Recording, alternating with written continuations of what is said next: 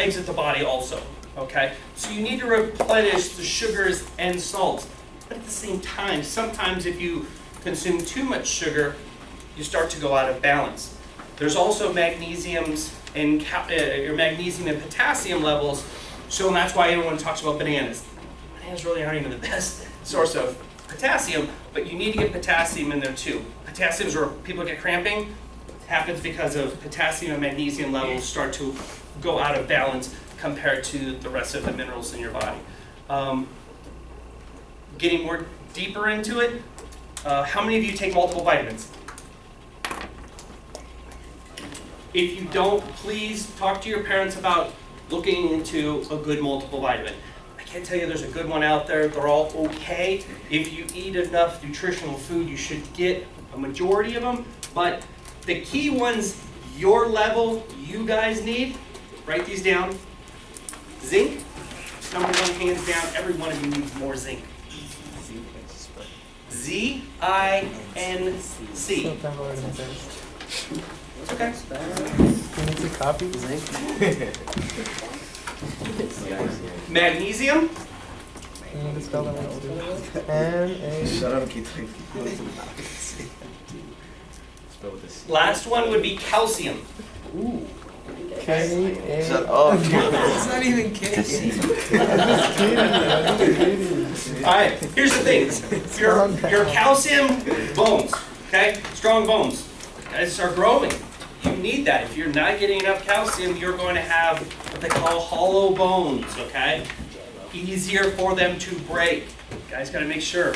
But you also have to take magnesium with calcium to make sure that they combine together to go through the system. So you got to be taking calcium and magnesium. Zinc. Zinc's important. Zinc really helps with your own testosterone production, period. It also helps with acne. So if anyone has acne problems, usually a deficiency in zinc. Okay? So increasing those will really help out a lot in a lot of areas for your body to develop.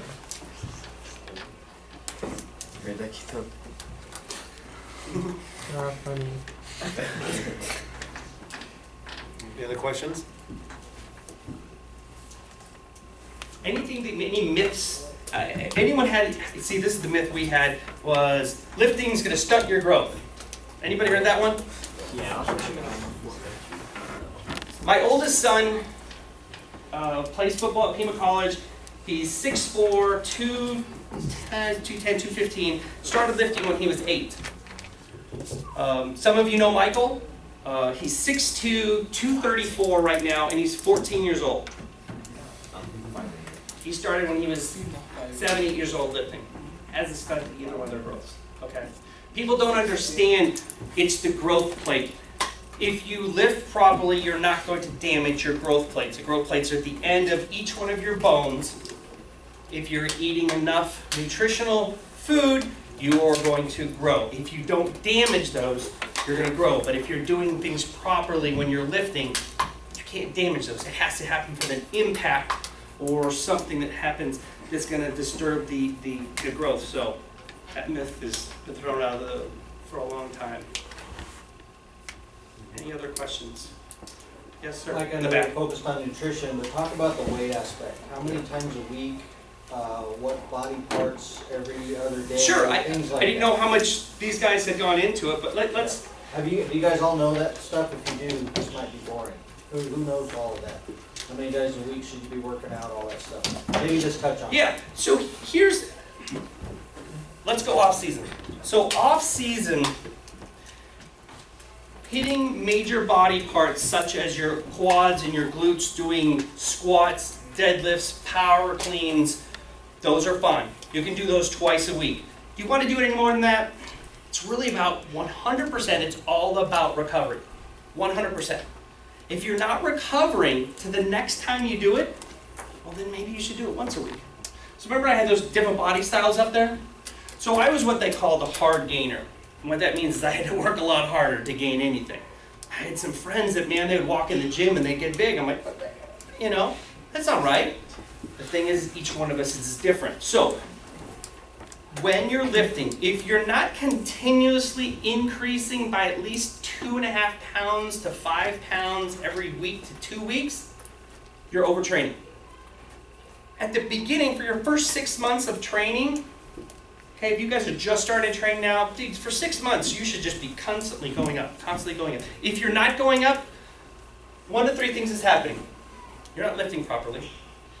Number 2, you're not eating right. Number 3, you're not sleeping. Okay? So, you should be getting stronger every time you come in. If you're not pushing yourself to get stronger, you're wasting your time. Don't even do it. Okay? Every single time you go in, your squat, your deadlift, your power cleans, front squats should be going up. Okay? If not, one of those 3 things is happening, talk to somebody. Okay? Tell George, give me a call, whatever. I can walk through and figure out what is happening. But you guys need to keep getting stronger. As strong as your body will take. Alright? Each person's going to be a little different. Alright? Now, let's go to, so that basically comes down to 5 days a week is fine on off season. 5 days a week is fine. Give yourself a couple days of rest. How often can you do plyos? I'd say every other day. Plyo work, meaning jump work, ladder work, any type of explosive movement like that. Speed training, I think every other day you could do that. I don't like every day. I'm an opponent. I think it's all about recovery. And I don't think enough of us get enough good sleep or eat right. So if I hit it too much, I'm going to be taking away from myself. Now, on season, I would say each body part at least once. What do I mean by that? So, quads. Okay. Once a week? Once a week. I think once a week is okay. You could get away with twice, but it would be more stimulation. If you read Nolan Ryan's Bible, okay, his book talks about he does 12 reps, 3 sets of 12, 3 sets of 12, 3 sets of 12, 3 sets of 12, and he does it every other day. He does full body, full body. But he's not going for, I'm not going to gain every day, okay? I'm not going in and go, I gotta put 5 more pounds, no. On season, maintenance only. 10 to 12 reps, 10 to 12 reps of a good conservative weight. Don't try to push it, because it's about recovery. My arm, my running, everything, I gotta be ready for game day. You play usually two times a week. High school is usually 2 times a week. You know, tournaments you guys do weekends, which is very difficult. So yeah, I would say 1 body part once a week is fine.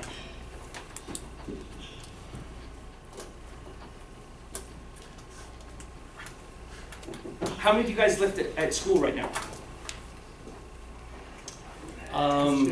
Do you guys use Bigger, Faster, Stronger program? Does anybody use that? Has anybody heard of the Bigger, Faster, Stronger program?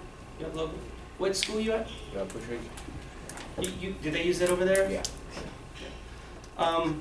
It's just it's a program that's been around for 40 years or so. It's a good booklet. It keeps you on track. The nice thing about it, it works on confusion training. What I mean by that is, so one day when I'm doing squats, I'll do 3 of 3s. So that's 3 sets of 3 reps.